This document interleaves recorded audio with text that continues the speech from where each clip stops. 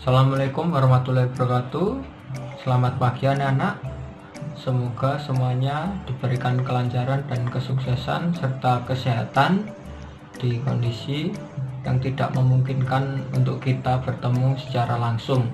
Nah, saya harap video ini dilihat dengan seksama agar nantinya materi yang Bapak sampaikan bisa memberikan pencerahan kepada anak-anak seputar tentang seni budaya. Nah, di materi pertemuan kali ini kita akan membahas tentang bab menggambar ilustrasi yang minggu sebelumnya kita sudah membahas sedikit tentang gambar ilustrasi. Marilah kita sekarang akan melanjutkan bab kedua itu, yaitu menggambar ilustrasi.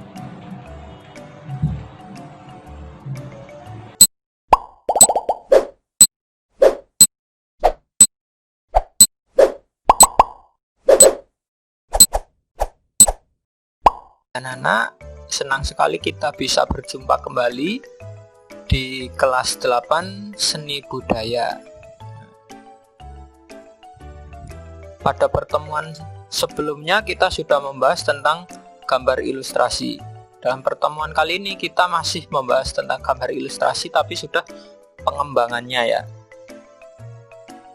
Karena sebelumnya kita sudah membahas tentang definisi, fungsi, dan tujuan gambar ilustrasi.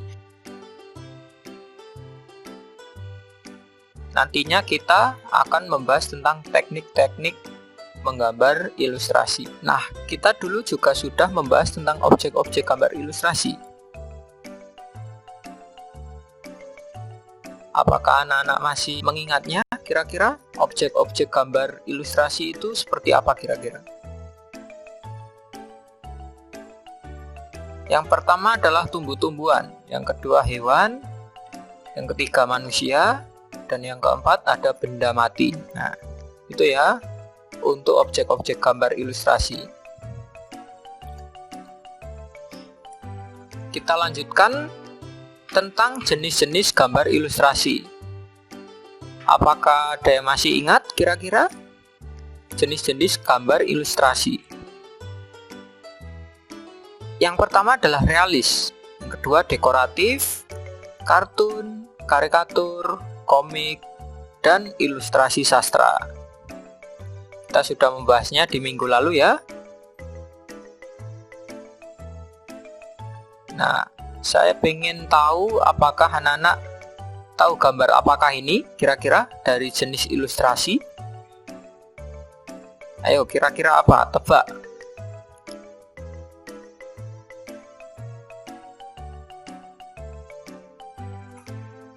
Yap, bener. Jawabannya adalah dekoratif ataupun vignette. Jika ada yang menjawabnya, saya apresiasi. Nah, kita masuk pembahasan kita hari ini, yaitu mengenai teknik menggambar ilustrasi. Dalam menggambar ilustrasi, kita memiliki dua prinsip, yaitu secara manual dan secara digital.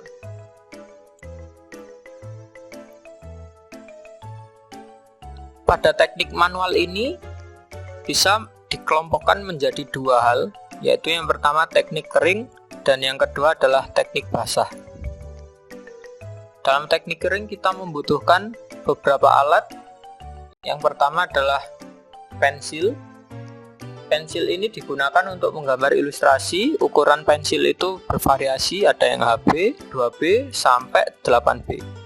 Yang kedua adalah arang. Arang digunakan untuk menggambar ilustrasi terbuat dari bahan dasar kayu. Menggambar dengan arang ini bisa meninggalkan debu pada kertas, jadi hati-hati. Yang ketiga adalah krayon. Krayon ini memiliki banyak sekali variasi warna, digunakan untuk menggambar ilustrasi yang menginginkan pewarnaan yang cukup banyak. Lalu yang keempat adalah charcoal. Charcoal ini berbentuk seperti pensil dengan lapisan kertas sebagai pembungkusnya. Charcoal ini memiliki warna tajam yang jelas. Lalu yang kelima adalah pulpen. Pulpen ini digunakan untuk alat menggambar dengan sifatnya yang berkarakter tegas pada garis-garis gambarnya. Lanjut ke teknik basah. Untuk teknik basah perlukan yang pertama cat air. Alat yang diperlukan adalah cat air. Dalam cat air ini untuk pengencer pewarna itu sendiri memakai air. Lalu yang kedua adalah cat minyak. Cat minyak ini bersifat lama untuk kering dan alat untuk pengencernya adalah minyak. Lalu yang ketiga cat akrilik. Cat akrilik ini sifatnya mudah sekali kering dan variasi warnanya cukup banyak. Yang keempat cat poster. Cat poster sama halnya dengan namun lebih mudah untuk dipakai. Yang kelima adalah tinta. Tinta ini banyak tipenya dan lebih terjangkau daripada tipe-tipe cat yang sudah dilampirkan tadi. Setelah kita membahas tentang teknik kering dan teknik basah, kedua teknik ini nantinya bisa mewujudkan beberapa teknik lanjutan, yaitu yang pertama adalah teknik dot. Apa itu teknik dot? Teknik dot ini merupakan cara mewujudkan gambar dengan menyusun titik sehingga membentuk suatu objek tertentu. Nah, kesan gelap dan terangnya ditentukan oleh jumlah titik dalam satu area. Semakin banyak, semakin kuat kesan gelap terang. Yang kedua adalah teknik siluet. Teknik siluet adalah gambar objek yang terdiri dari outline dan bidang dalam. Objek yang dibuat siluet biasanya dibuat berwarna hitam. Teknik ini sangat mudah untuk dilakukan, tetapi perlu mencari objek yang menarik untuk menghasilkan siluet yang bagus. Yang ketiga adalah teknik outline. Teknik outline ini cara menggambarnya mudah, tidak detail, dan hanya menggambar garis luarnya saja. Jadi tidak ada pengaturan gelap terang. Selanjutnya adalah teknik scraper board, yaitu menggoreskan bentuk-bentuk garis yang arahnya mengikuti volume objek. Dan yang kelima adalah teknik halftone. Halftone ini cara menggambarnya memanfaatkan efek transisi warna dari terang ke gelap. Dengan menggunakan cat ataupun tinta dibuat dengan sedikit encer. Efek transisi ini bisa menjadikan gambar itu memiliki gradasi.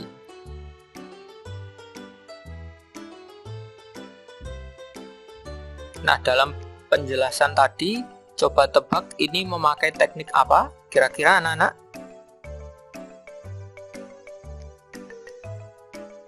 Ya benar, jika ada yang memilih teknik dot, itu berarti benar jawabannya.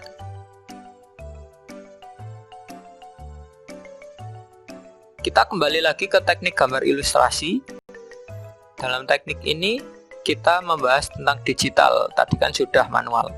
Di teknik digital ini ada dua prinsip yang harus dipegang teguh, yaitu yang pertama bitmap, yang kedua adalah vektor. Nah, apa ini kedua hal ini kita bahas secara mendalam. Yang pertama adalah bitmap. Bitmap adalah gambar yang terbentuk dari sekumpulan titik ataupun pixel, atau bisa disebut picture element. Bitmap ini jika dilihat secara jauh akan berbentuk seperti titik-titik. Jika kita melihat gambar tersebut dan membesarkannya ataupun di zoom, nanti akan muncul sederetan kotak-kotak yang berhimpitan. Itu bisa disebut dengan pixel. Anak-anak pasti punya handphone ataupun tahu apa itu handphone ya. Kita pasti sering mendengar istilah megapiksel di kamera kita atau di kamera handphone kita. Nah, ini kaitannya dengan bitmap yang kita bahas sekarang. Sebuah tingkatan piksel di kamera tersebut akan mempengaruhi kualitas dan resolusi yang ada pada gambar ataupun foto yang nantinya diambil. Nanti semakin banyak pikselnya, nanti resolusinya akan semakin kuat. Bitmap ini memiliki kompleksitas warna yang banyak di setiap pikselnya. Jadi warna-warna yang ditampilkan akan lebih banyak bitmap daripada vektor. Itu merupakan contoh gambar piksel yang berdempetan tadi. Nah, kita membahas selanjutnya adalah vektor. Vektor ini merupakan gambar yang tidak tergantung pada resolusi. Gambar vektor tidak mengalami perubahan saat dibesar kecilkan karena merupakan konsep matematika. Gambar vektor memiliki ukuran relatif kecil dan bentuk-bentuknya lebih sederhana. Gambar vektor ini hasilnya seperti garis, kurva, ataupun bidang. Setiap unsurnya memiliki fill dan stroke. Fill dan stroke itu apa? Fill itu yang diisi bagian tengah dan stroke itu adalah outline-nya. Program-program komputer yang menghasilkan vektor kira-kira seperti CorelDRAW atau Photoshop ataupun Macromedia Freehand. Nah, coba anak-anak lihat. Ini merupakan perbedaan dari gambar bitmap dan vektor. Bisa terlihat jelas kalau di bitmap itu jika kita zoom gambarnya nanti akan pecah seperti di layar gambar itu. Sedangkan vektor di zoom berbagai kali pun masih tetap memiliki garis yang sama.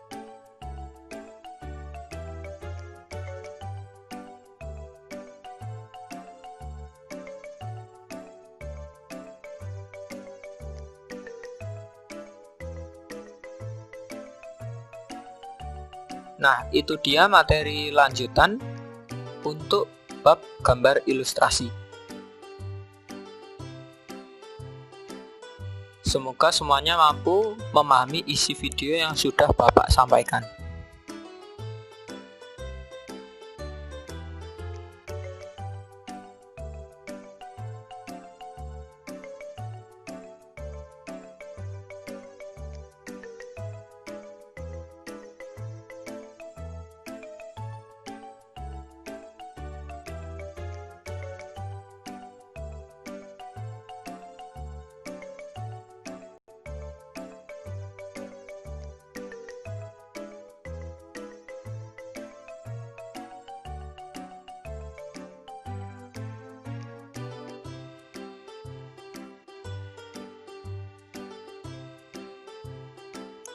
Nah, untuk penugasan kali ini bisa kerjakan di LKS masing-masing di halaman 17 sampai 19. Terdiri dari bab 1 dan bab 2. Di bab 1 ada 25 soal pilihan ganda dan di bab 2 ada 10 soal. Bisa dikerjakan. Ini nanti untuk penilaian ulangan harian. Kerjakan dengan hati-hati dan seksama ya.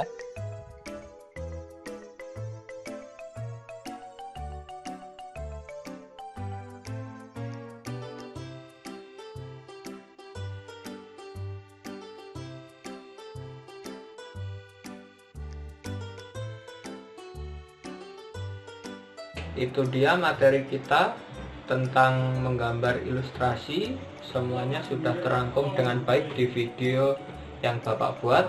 Semoga anak-anak bisa mencerna dan memahami isi video yang sudah Bapak sampaikan. Nah, untuk penugasannya sudah terlampir di dalam video tersebut. Dikerjakan dengan baik supaya nilai yang diperoleh nanti juga maksimal. Saya kira cukup sekian dari Bapak tentang materi seni budaya ini. Semoga bermanfaat untuk kita semua. Bapak akhiri, wassalamualaikum warahmatullahi wabarakatuh.